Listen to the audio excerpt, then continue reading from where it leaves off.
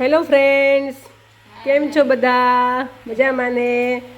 આજે અમારા ઘરે બની છે લાઈવ ગાંઠિયાનું શાક. તો તેની રેસીપી તમને હું શેર કરું છું. જેના માટે આપણે સૌપ્રથમ લીધો છે ચણાનો લોટ અને બાકીના જે આદુ મરચાં, પછી તમાલપત્ર, લાલ સૂકું મરચું અને રેગ્યુલર જે મરચાં હોય છે એને તેલ અને છાશ. તો આપણે બનાવવાનું સ્ટાર્ટ કરીએ. તો પહેલાં તો આપણે લાઈવ ગાંઠિયા બનાવવા માટેનું બેટર બનાવશું. તો એના માટે લીધો છે આ 2 વાટકી જેટલો લોટ. વાટકી એમાં આટલી છે અને આ શાક બને છે 5 થી 6 વ્યક્તિ માટે, બરાબર છે. તો 2 વાટકી બેસન લીધો છે. હવે એમાં એડ કરશું થોડા સૂકા સ્પાઇસીસ મસાલા, અડધી ચમચી હળદર, 1 ચમચી લાલ મરચું પાવડર, 1 ચમચી ધાણા જીરું પાવડર, સ્વાદ મુજબ મીઠું, ચપટી હિંગ, એકદમ ચપટી જેટલો ગરમ મસાલો, 2 પાવડા તેલ, આ એક, આ બીજું.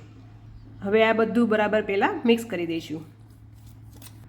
બધા મસાલા મિક્સ થઈ ગયા છે. હવે એમાં એડ કરશું જરૂર મુજબનું પાણી, કેમ કે આપણે ગાંઠિયા જેટલો લોટ ગાંઠિયા પડે ને આપણે જે એટલો લોટ બાંધવાનો છે, એટલે આપણે પાણી નાખતું જવાનું છે ને બેટર બનાવતું જવાનું છે. ગઠ્ઠા ન પડે એનું ખાસ ધ્યાન રાખવાનું છે. એટલે ગાંઠિયા બનાવવાનો લોટ બાંધીએ ને એટલો લોટ બાંધવાનો, થોડોક એના કરતાં થોડોક ઢીલો રાખવાનો છે. એટલે ગાંઠિયા આપણે એકદમ કેમ કે લાઈવ સીધા છાશમાં પડવાના હોય ને એટલે એકદમ મસ્ત પોચા બને.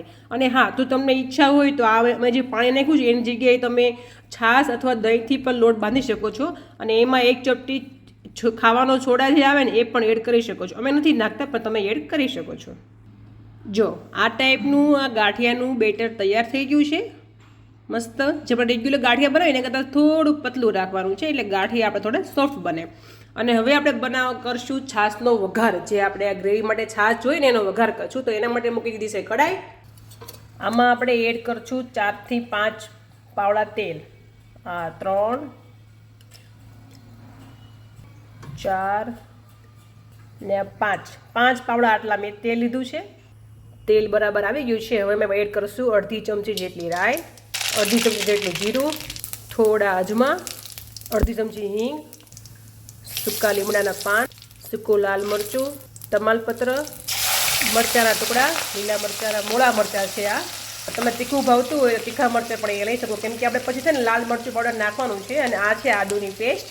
અને હા, તમે અહીંયા અત્યારે તમે લસણ પણ નાખી શકો છો. લસણની પેસ્ટ પણ એડ કરી શકો છો. અમે નથી કરી, પણ આ જગ્યાએ તમે લસણની પેસ્ટ પણ આદુનો લસણની પેસ્ટ પણ એડ કરી શકો છો. મસાલા બરાબર સતરાઈ ગયા છે. હવે એડ થશે અડધી ચમચી જેટલી હળદર, 1 ચમચી ધાણા જીરું પાવડર, 1 ચમચી જેટલું લાલ મરચું પાવડર. જો તીખું વધારે ખાતા હોય તો વધારે પણ થોડુંક નાખી શકાય છે. અમે વધારે નાખ્યું છે કેમ કે તીખું ખાઈએ છીએ અમે. હવે આ મસાલાને બરાબર પ્રોપર મિક્સ કરી દઈશું તેલમાં, એટલે આપણો એકદમ મસ્ત તેલમાં કલર આવી જશે અને સ્વાદ પણ બેસી જશે. હવે એડ થશે આ છાશ. આ ખાટી છાશ છે. જો આ રીતે એડ કરી દેવાની છે. અને આ સ્ટેજ ઉપર તમારે છે ને ગેસ એકદમ ધીમો કરી દેવાનો, અથવા તો ગેસને બંધ જ કરી દેવાનો છે. કેમ કે જો તમે ગરમ તેલ હશે ને છાશ નાખશો ને તો એકદમ છાશ ફાટી જશે. હવે એને ધીમે ધીમે ઉકળવા દેવાનું છે. સ્વાદ મુજબ મીઠું નાખી દેવાનું છે. થોડી ચપટી જેટલી ખાંડ નાખી છે. જો તમે ન નાખવી હોય તો તમે સ્કીપ પણ કરી શકો છો, પણ અમને કાઠિયાવાડીમાં છે ને થોડોક ગળ્યો ટેસ્ટ પણ હોય હાથે હાથે, ખટ મીઠો તીખો ને ગળ્યો, તો અમે થોડી ખાંડ નાખી છે.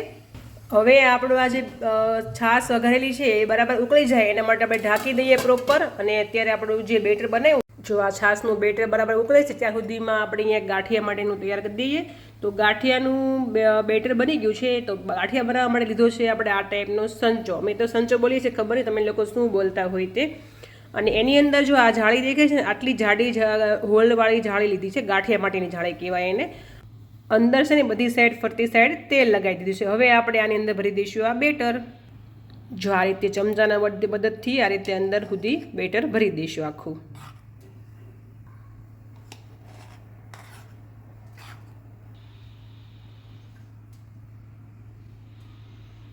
આ રીતે સંચો ભરાઈ ગયો છે. હવે એને પેક કરી દઈશું. જો છાશ આપણે કેટલી મસ્ત ઉકળે છે, વઘાર કેવો સરસ થઈ ગયો છે, બેસી ગયો છે મસ્ત મસાલાનો ટેસ્ટ. ગરમ મસાલો રહી ગયો તો આપણો તો ચપટી જેટલો ગરમ મસાલો એડ કરી દઈએ.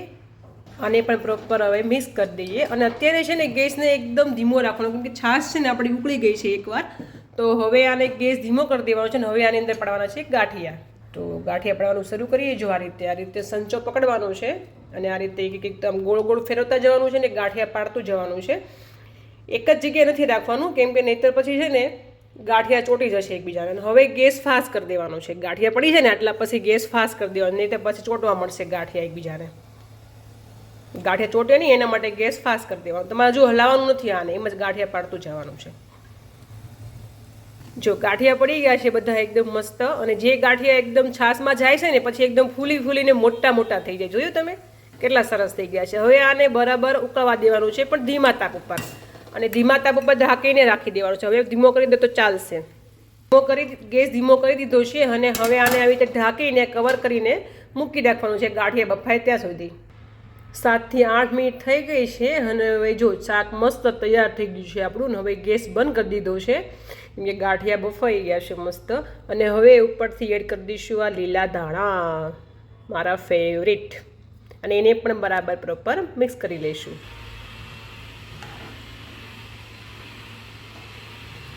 ધાણા પણ પ્રોપર મિક્સ થઈ ગયા છે, અને આપણું ગાંઠિયાનું શાક થઈ ગયું છે તૈયાર. તો તમે આ શાકને બાજરીનો રોટલો અથવા તો કોઈ ભાખરી સાથે પણ ખાઈ શકો છો. બહુ જ મજા આવે છે. જો આ છે અમારું આજનું આ લાઈવ ગાંઠિયાનું શાક. એને મેં લીધું છે હાથે બાજરીનો રોટલો, મૂળા, લાલ લીલા મરચાં સંભારવાળા, અને ઠંડી ઠંડી છાશ. તો આ લાઈવ ગાંઠિયાનું શાક ખાવાની આજે બહુ મજા પડશે. તો જો તમને અમારો વિડીયો ગમ્યો હોય, અમારી આ રેસીપી તમારા સાથે મેં શેર કરી છે, તો તમને જો અમારો વિડીયો ગમ્યો હોય તો વિડીયોને લાઇક કરજો, ચેનલને સબસ્ક્રાઈબ કરજો, અને તમારા ફ્રેન્ડ સર્કલમાં આ વિડીયો શેર કરજો. Thank you for watching. By.